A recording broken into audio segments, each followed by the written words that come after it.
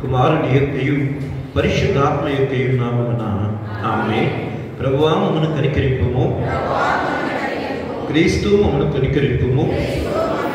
ప్రభువా మమ్మను కనికరింపుము. అందరము కలిసి అపోస్తలుల విశ్వాస ప్రమాణాన్ని ఒప్పుకుందాం. భూమి ఆకాశములను సృజించిన సర్వశక్తి గల తండ్రి అయిన దేవుడిని నమ్ముచున్నాం. ఆయన కుమారుడను మన ప్రభుని యేసుక్రీస్తు నమ్ముచున్నాం.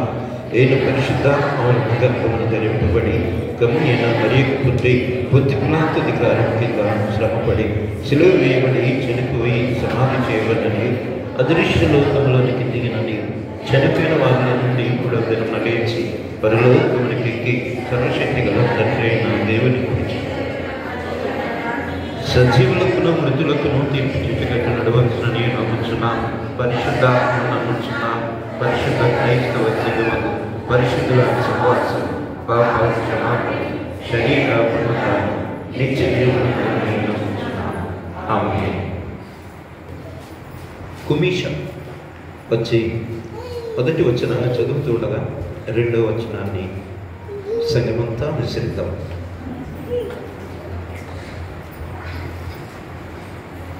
ఒకటవ కీర్తన ఉత్తర ప్రత్యుత్తరాలుగా చదువుకుందాం. 91వ కీర్తన మొదటి నుంచి ఉత్తర ప్రత్యుత్తరాలుగా చదువుతాం. మహోన్నతుని చాటును నివసించేవాడే, సర్వశక్తుని నీడను విశ్రమించేవాడు. ఆయనే నాకు ఆశ్రయం, నా కోట, నేను నమ్ముకున్న నా దేవుడిని నేను ఏదో నవ్వించి చూపించున్నాను. వేటకాని గురిలో నుండి ఆయన నిన్ను విడిపించును, నాశనకరమైన తెగులు రాకుండా నిన్ను రక్షించును. ఆయన తన రెక్కలతో నిన్ను కప్పును, ఆయన రెక్కల క్రింద నీకు ఆశ్రయం కలుగును. రాత్రి వేళ కలుగు భయమునకైనను, పగటి వేళ ఎగురు బాణమునకైనను, చీకటిలో సంచరించిన తెగులునకైనను, మధ్యాహ్నమందు పాడు చేయ రోగమునకైనను నీవు భయపడకుందువు. నీ ప్రక్కన 1000 మంది పడినను, నీ కుడి ప్రక్కన 10,000 మంది కూలినను, అపాయము నీ యొద్దకు రాదు. నీవు కన్నులారా చూచుచుండగా భక్తిహీనులకు ప్రతిఫలము కలుగును. యెహోవా, నీవే నా ఆశ్రయము అని నీవు మహోన్నతుడైన దేవుని నీకు నివాస స్థలముగా చేసుకుని ఉన్నావు. నీకు అపాయమేమీ రాదు, ఏ తెగులును నీకు సమీపించదు. నీ మార్గములన్నిటిలో నిన్ను కాపాడుటకు ఆయన నిన్ను గూర్చి తన దూతలకు ఆజ్ఞాపించును. నీ పాత్రలకు రాయి తగలకుండా వారు నిన్ను తమ చేతుల మీద ఎత్తుపట్టుకుందరు.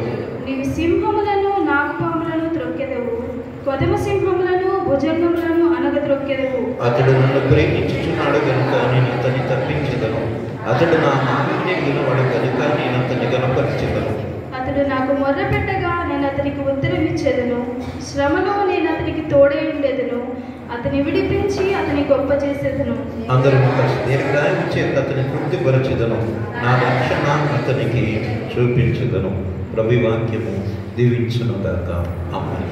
తండ్రి కుమారుని పరిశుద్ధాత్మకు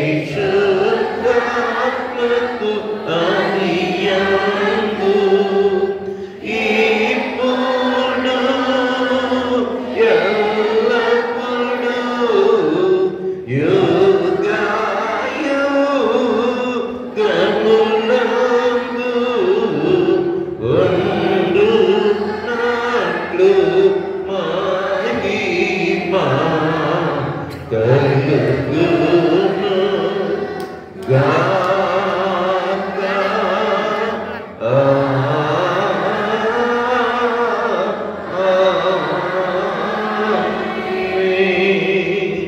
దయచేసి కూర్చోండి. వాక్య లేఖన భాగాలు పరిశుద్ధ గ్రంథాన్ని నుంచి చదవగలుగుతాం.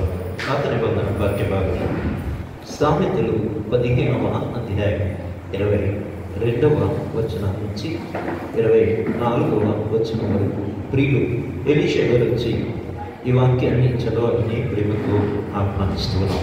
బ్రదర్ ఎలీషా గారు వచ్చి ఈ వాక్యాన్ని సామెతల గ్రంథం 15వ అధ్యాయము 22 నుంచి 24 వరకు చదవగలుగుతాం.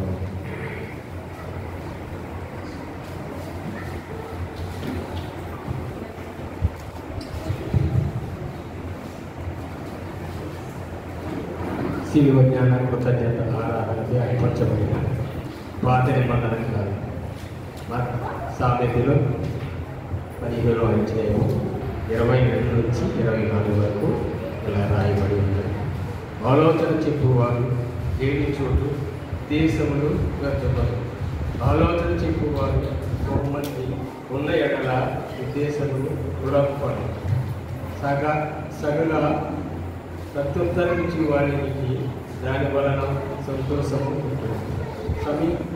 సమయుతమైన మాటలు ఎంత మనోహరము. కిందనున్న పాతాలను తప్పించుకున్న వాడెవరు?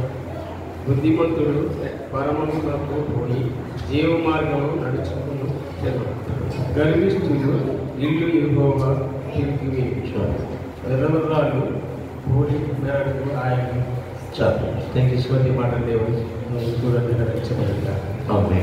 అలాగే సువార్త పాఠ్యభాగం యోహాను సువార్త 14వ అధ్యాయం 12వ వచనం నుంచి 21వ వచనం వరకు కాకలికి నవ్య వచ్చి వాక్యాన్ని చదవగలుగుతాం.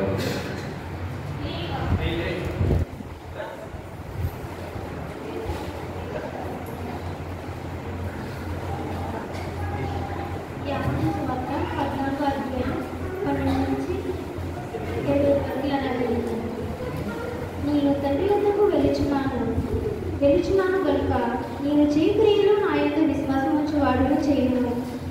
వాటి కంటే మరి గొప్పవి అతను చేయనని మీతో నిశ్చయంగా చెప్పుచున్నాను.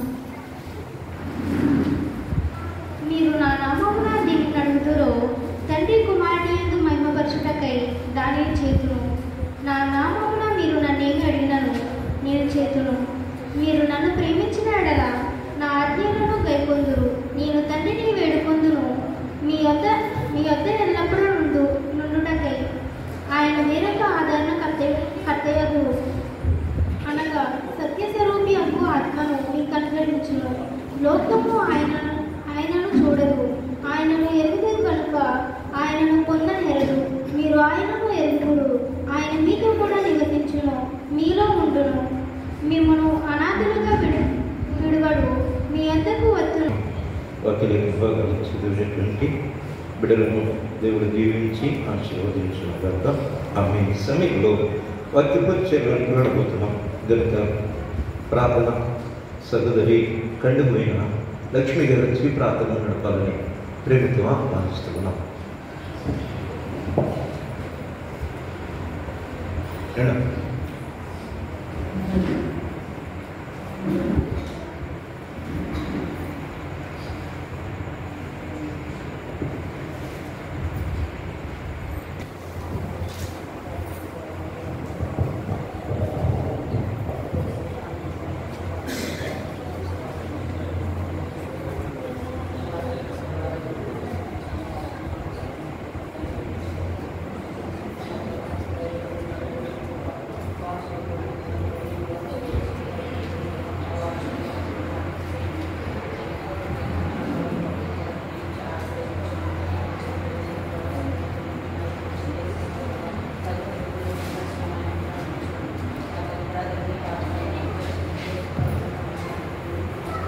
ఆమె ఇప్పుడు మన తండ్రిని దేవుని నుండి ప్రభువైన యేసుక్రీస్తు నుండి కృపయు సమాధానములు మీకు కలుగునుగాక.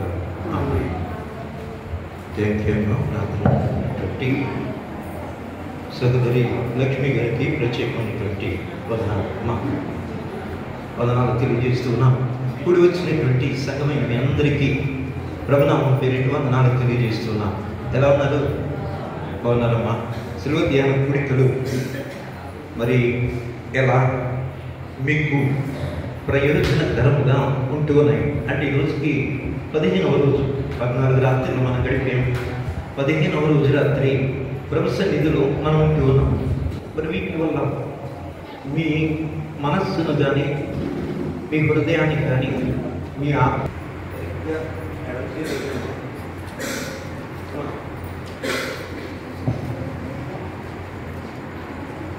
గనుక ఈ దినాలు ఎలా మనకి ఉపయోగపడుతున్నాయి, దేన్ని బట్టి మనం బలపరచబడుతున్నాం? పాటల ద్వారా, ప్రార్థన ద్వారా, వాక్యం ద్వారా, అన్ని విషయంలోనా లేక ప్రభువును మహిమపరచడానికి ఎటువంటి ప్రణాళిక మనం కలిగి ఉన్నాం? మీరందరూ కూడా ఒక్కసారి స్వతహాగా ఎవరికి వాళ్ళు ఆలోచన చేయాలి. వచ్చేస్తున్నాం, వెళ్ళిపోతున్నామని కాదు, కానీ తప్పకుండా మనము ఆలోచన చేయాలి. ఏంటి పరిస్థితి, ఎలా ఉంది? ప్రభువును మనం వెంబడిస్తున్నాం. శిలువ ధ్యానం, ఈ శిలువ ధ్యానంలో ఎదురవుతూ ఉన్నటువంటి ఆయన మన కొరకు చేసిన గొప్ప యాగాన్ని ధ్యానిస్తూ ఉన్నాం. కాబట్టి మనందరము కూడా శారీరకంగా కంటే కూడా ఆత్మలో మనం బలపరచబడాలి. మరి ఎంతో సంతోషం మీ అందరిని బట్టి నేను ప్రభువుని స్తుతిస్తూ ఉన్నాను. అదే కాదు ప్రియులారా, మన నిమిత్తము వెలుపులో ఉన్నటువంటి వారు చాలామంది ప్రార్థిస్తూ ఉన్నారు. మీకు ఈ సంగతి తెలుసో తెలియదో కానీ వెలుపల అనేక మంది మన సంఘం కోసం ప్రార్థిస్తూ ఉన్నారు. కారణం ఏంటంటే దేవుని యొక్క అద్భుతమైనటువంటి కృపను బట్టి ఈ సంఘము దినదినము బలపరచబడుతూ ఉన్నది. దినదినము బలపరచబడుతూ ఉన్నది అంటే ఏ విషయంలో అని ఆలోచన చేస్తూ ఉన్నట్లయితే అన్ని విషయంలో ఎన్నో ఎదుగుతూ ఉన్నది, అన్ని విషయంలో ఎన్నో బలపరచబడుతున్నది కనుక అనేక మంది మన సంఘం నిమిత్తమై ప్రార్థిస్తూ ఉన్నారు. కారణం ఏంటంటే దేవుడు ఒకానొక దినాల్లో తన దాసుడు తన ప్రియకుమారుని భూమి మీదకు పంపించినప్పుడు ఆయనను చాలామంది అంగీకరించలేదు, చాలామంది హత్తుకోలేదు, చాలామంది చేర్చుకోలేదు, చాలామంది వినడానికి ఇష్టపడలేదు. కానీ దేవుని యొక్క అద్భుతమైనటువంటి కృప ఏంటి అని కనుక మనం ఆలోచన చేస్తే మనము ఆయనను వెంబడిస్తూ ఉన్నాం, ఆయన అడుగుతూ ఉన్నాం, ఆయనతో మనం నడుస్తూ ఉన్నాం. ప్రియమైనటువంటి వదర గనుక దేవుని యొక్క కృప మనతో ఉన్నది. మనందరము కూడా ఇంకా చాలామంది యవనస్తులు రావాలి, వారిని కూడా సిద్ధపరచాలి. తల్లిదండ్రులు తప్పనిసరిగా, ఎందుకంటే ప్రతి కుటుంబము దేవుని సన్నిధిలో ఉండాలి, దేవుని సన్నిధిలో ఉండాలి. ఇది నేను ప్రతిదినము మీ ఎదురుగా కాదు, నా ఇంటిలో నా వ్యక్తిగత ప్రార్థనలో ప్రతిదినము చేసేటువంటి ప్రార్థన, దినానికి 2 సార్లు లేక 3 సార్లు చేసేటువంటి ప్రార్థన. ప్రభువా, సంఘము బలపరచబడాలి, సంఘము చేర్చబడాలి, సంఘము మీ లాంకడలో ఎత్తబడాలి. చేర్చబట్టమే కాదు కానీ ఎత్తబడేటువంటి గుంపులో సంఘం ఉండాలి. తండ్రి, ఎత్తబడేటువంటి సంఘములో ఎత్తబడేటువంటి గుంపులో సంఘం ఉండాలి. ఏమిటైతే సంఘమును ఆదరించేటువంటి వారు కావాలి, సంఘమును ఆదుకునేటువంటి వారు కావాలి, సంఘము నిమిత్తమై ప్రయాసపడేటువంటి వారు కావాలి, సంఘము నిమిత్తమై కాపరులు కావాలి, సంఘము నిమిత్తమై నాయకులు కావాలి, సంఘము నిమిత్తమై కన్నీరు కార్చేటువంటి తల్లులు కావాలి, సంఘము నిమిత్తమై కాడిని మోయగలిగినటువంటి యవనస్తులు కావాలి. సంఘం బలపరచబడాలంటే ఏదో ఒక్కరి చేత సంఘము బలపరచబడదు. సంఘము బలపరచబడాలి ఏమిటైతే తప్పనిసరిగా దానిని మోయగలిగినటువంటి స్థితి ఎవరికి ఉంటుందంటే యవనస్తులకు మాత్రమే, యవనస్తులకు మాత్రమే. అందుకనే యవన కాలమున కాడి మోయిట నలునైవి మేలు అని వాక్యం జ్ఞాపకం చేస్తుంది. కాబట్టి యవన బిడ్డలు ఎలా ఉండాలంటే అటు నిత్యము ప్రభు కాడిని మోయటానికి, అనగా ఆయన వాక్యమును మోయటానికి సిద్ధముగా ఉండాలి. స్త్రీలు ఎలా ఉండాలి అన్నట్లయితే ఇర్మియా ప్రవక్త సెలవించినట్లుగా కన్నీరు కార్చేటువంటి వారుగా, తెలివైనటువంటి స్త్రీలుగా, కుటుంబాల నిమిత్తమై, సంఘము నిమిత్తమై, ప్రజల నిమిత్తమై, నాయకుల నిమిత్తమై కష్టపడేటువంటి వారుగా కాదు, కన్నీరు కార్చేటువంటి వారుగా, కాలయాపన చేసేటువంటి స్త్రీలుగా ఉండకూడదు. ప్రియమైనటువంటి వలన